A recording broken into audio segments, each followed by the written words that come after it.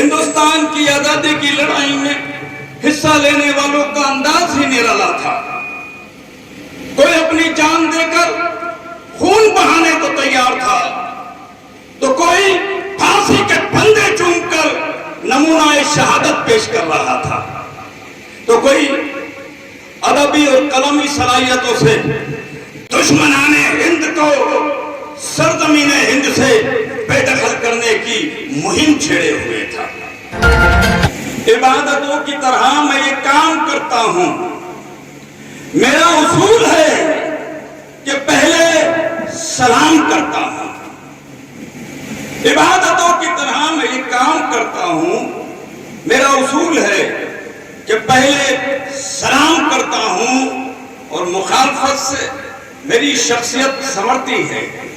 मैं अपने मुखालिफों का बड़ा एहतराम करता हूं। क्या बात है कि हस्ती मिटती नहीं हमारी। क्या बात है कि हस्ती मिटती नहीं हमारी। सदियों रहा है दुश्मन तोरे जहां हमारा। नौजवानों, अजीज साथियों, ये जिंदगी एक जंग है, ये जिंदगी एक लड़ाई है।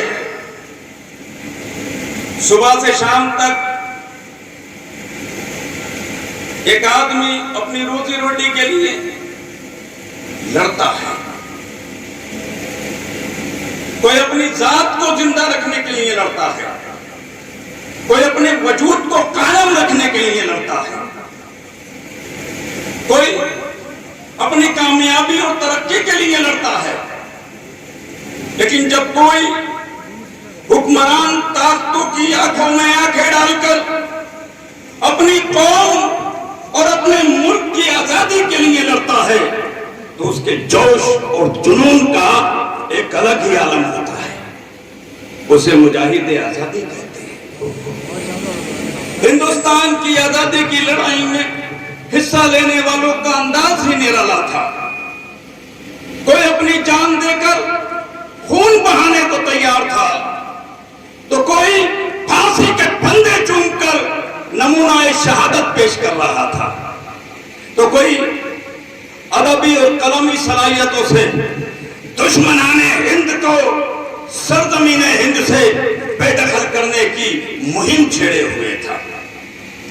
आखिरकार बेशुमार खूनी कुर्बानियों के बाद 15 अगस्त 1947 को हमारा देश आजाद हुआ और हमने और हमारे अजदाद ने आजादी की खुशनुमा और बेहतरीन फजाओं में सांस ली।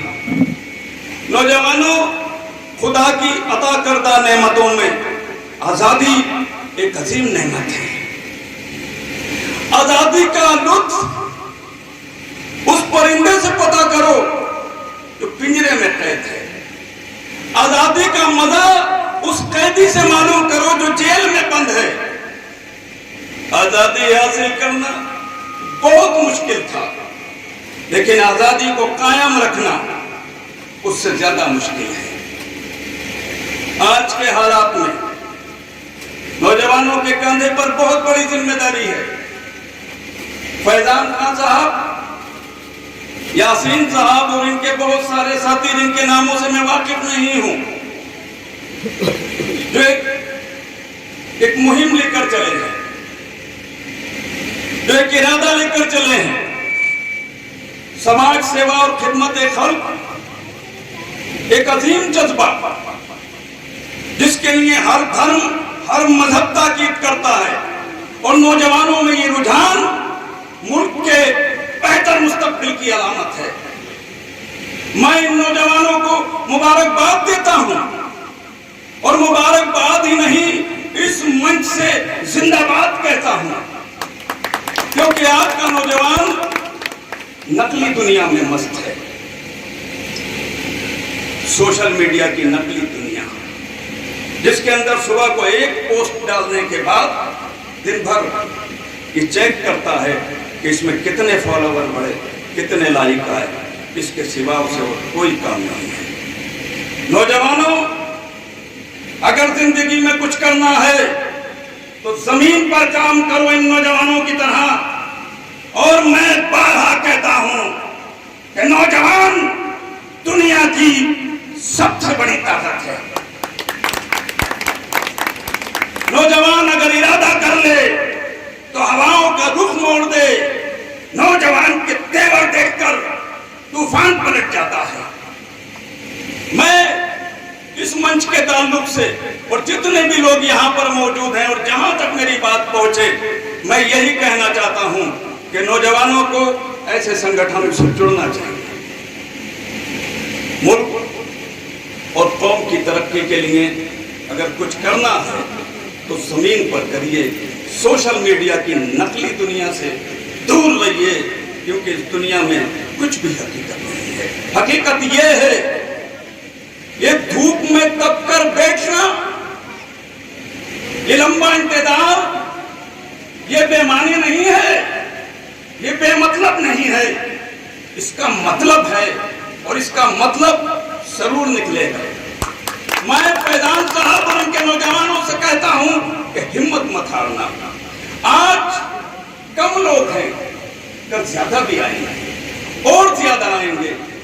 सफर मुश्किल सही, लेकिन मेरी हिम्मत ये कहती है अकेला चल दिया हूं, अकेला रह नहीं सकता।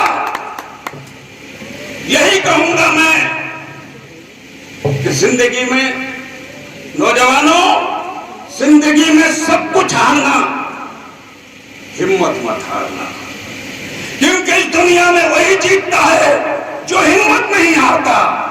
अरे कौन है जो नहीं हारा? क्या पीटी ऊषा नहीं आ रही थी? मिल्खा सिंह नहीं आ रहे थे? वर्ल्ड कप जीतने वाले कपिल देव नहीं आ रहे थे?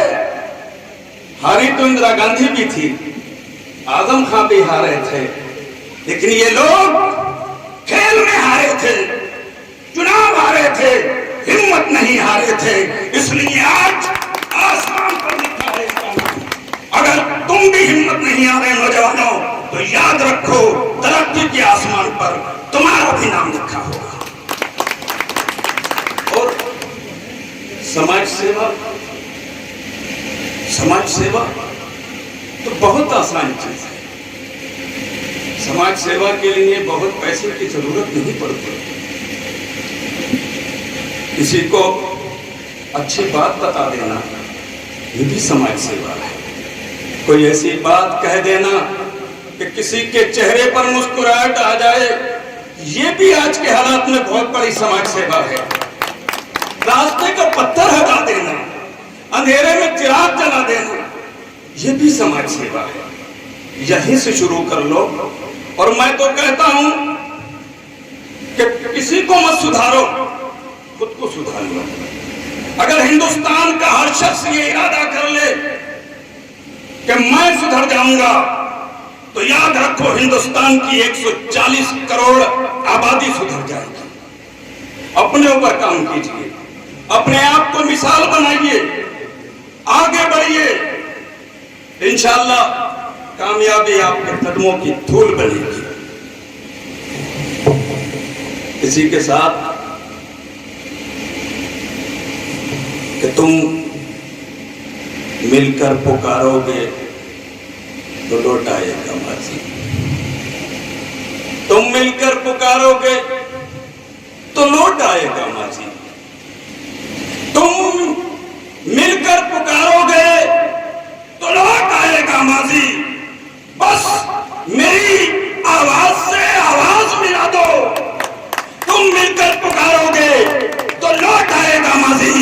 बस मेरी आवाज से आवाज मिला दो, और खामोश मिजाजी तुम्हें जीने नहीं देगी। फैजान, खामोश मिजाजी तुम्हें जीने नहीं देगी।